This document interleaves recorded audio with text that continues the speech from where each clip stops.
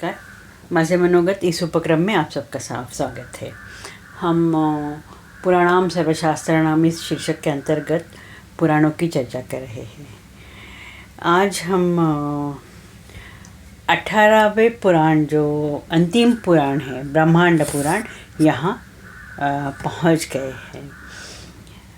ब्रह्मांड पुराण इस पुराणों की जो सीरीज़ है इसमें का 18वां और अंतिम पुराण है।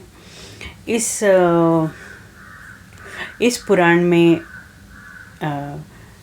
12,000 श्लोक आते हैं और इनकी अध्याय संख्या है 156। यह जो पुराण है वह 3 भागों में बांटा गया है। पहले भाग का नाम है अनुषंग। दूसरा भाग है उसका नाम है उपोपघात और तीसरे का नाम है और जो उत्तर भाग है उसका नाम है उपसंहार। ये तीनों जो भाग है वो एक दूसरे से मिलते जुलते हैं और एक भाग जब ख़त्म होता है तो उसके बाद उसी विषय को लेके दूसरा भाग शुरू होता है। अभी ब्रह्मांड पुराण ये नाम है उससे ही पता चलता है कि ये जो पुराण है वो ब्रह्मांड के बारे में इसमें ब्रह्मांड के बारे में बताया गया है। और जब ब्रह्मांड भौगोलिक स्थिति जो है उससे रिलेट करता है, इसके लिए यहाँ ब्रह्मांड का जो भौगोलिक वर्णन है वो यहाँ बताया गया है। इस पुराण की एक बहुत ही एक विशिष्ट विशेषता यह है जो हमें आज भी वो जो लिंक है वो ब्रह्मांड पुराण की लिंक वो आज भी हमें दिखाई देती है। यहाँ पुराण में ही दिया गया है कि ये जो पुराण है ये ब्रह्मांड पुराण ये जब ईस्वी सन पूर्व 5वीं शताब्दी में कुछ ज्ञानी और कुछ ब्राह्मण लोग यहाँ से भारतवर्ष से जावा या बाली द्वीप में गए और वहाँ जो है वो इंडोनेशिया उस कंट्री में भी वो पहुँचे। और वो लोग हैं वो जो ब्राह्मण और ज्ञानी लोग हैं वो ये ब्रह्मांड पुराण ही अपने साथ लेके गए थे। उन्होंने जो अलग अलग ग्रंथ लेके गए थे, हिंदू ग्रंथ लेके गए थे, उसमें ये एक ब्रह्मांड पुराण बहुत ही विशेष ग्रंथ था।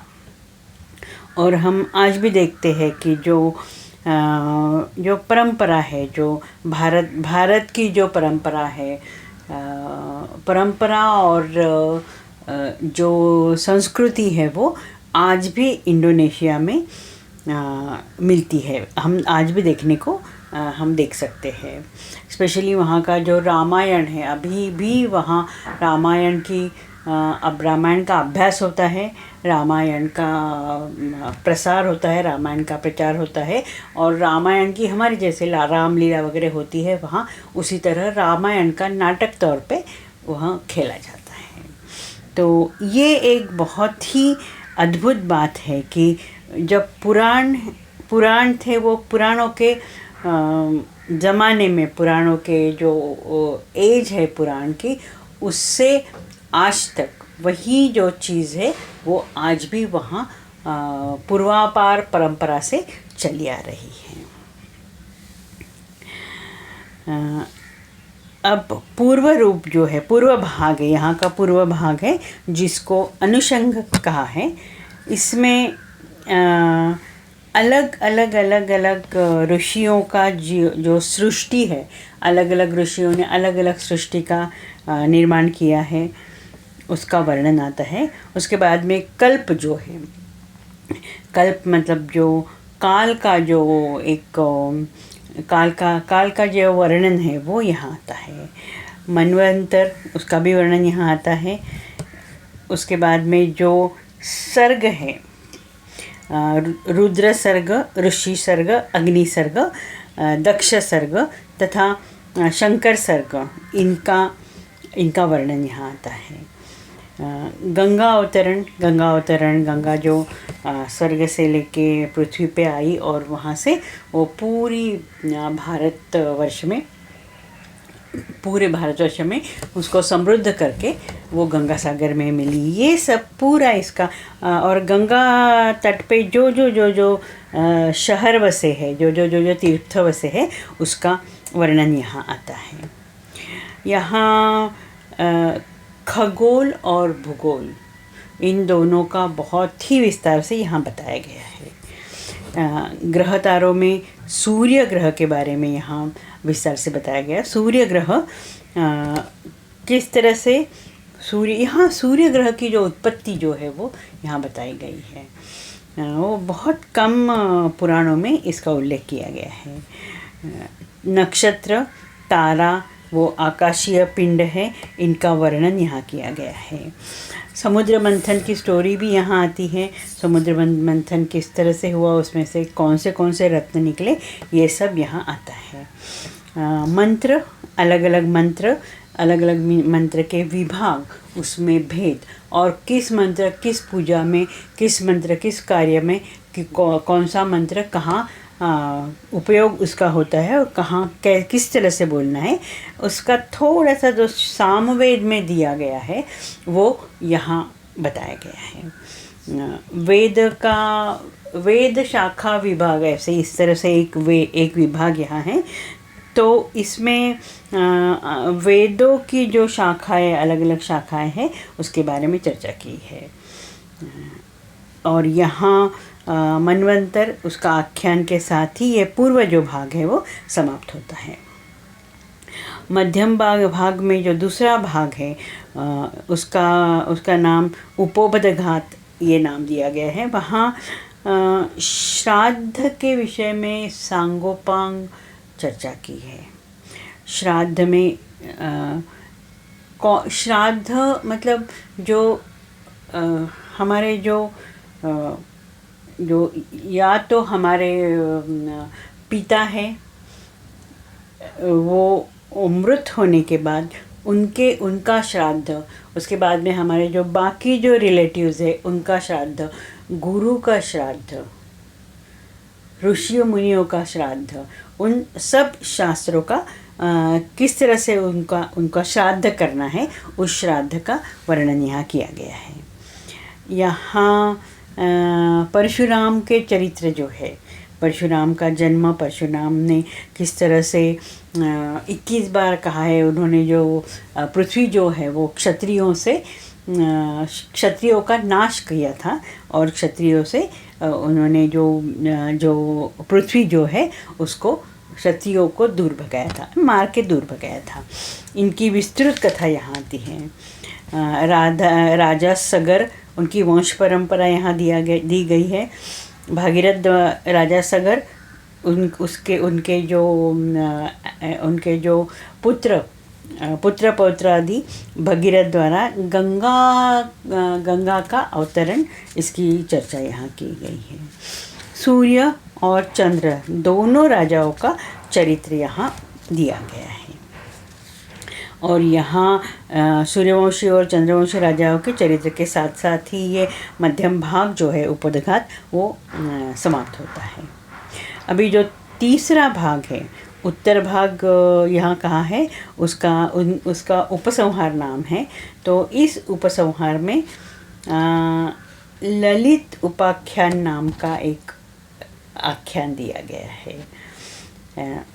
जो हयग्रीव, जो हमने देखा कि जब मधु और कैटभ दो राक्षस वेदों को चुरा के लेके गए थे, तो भगवान विष्णु ने हयग्रीव के रूप में, हयग्रीव का मतलब होता है कि जिसका जो मुख जो है वो घोड़े का है, तो उन्होंने हयग्रीव का रूप लेके वो जो पूरे वेद है उसको छुड़ा के लाए थे। और यहाँ हयग्रीव और अगस्त्य, ऋषि अगस्त्य, इनके संवाद में इनका संवाद यहाँ दिया गया है। असुरों का विनाश करने के लिए और देवताओं का रक्षण करने के लिए देवी ललिता ने यहाँ पृथ्वी पे यहाँ जन्म लेकर असुरों का विनाश किया था, वो कथा यहाँ आती है।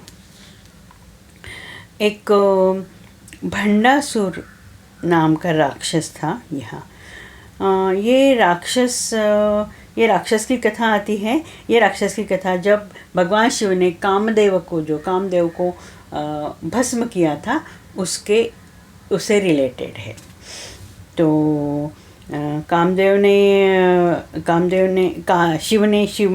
भगवान शिव ने कामदेव को भस्म किया और उस राख से भंडासुर का निर्माण हुआ। भंडासुर उसमें से निकल आया और इसी भंडासुर को मारने के लिए, उसका विनाश करने के लिए ललिता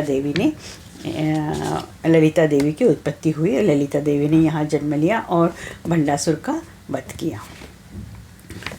अभी ब्रह्मांड पुराण का जो उत्तर भाग है उपसंहार, वो यहाँ समाप्त होता है। और ब्रह्मांड पुराण में जो पुराणों के जो पंचविध लक्षण है, वह लक्षणों का उसी हर एक विषय में महत्वपूर्ण यहाँ वर्णन किया गया है।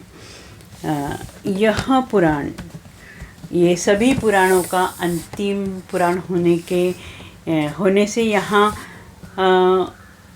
कौन से पुराण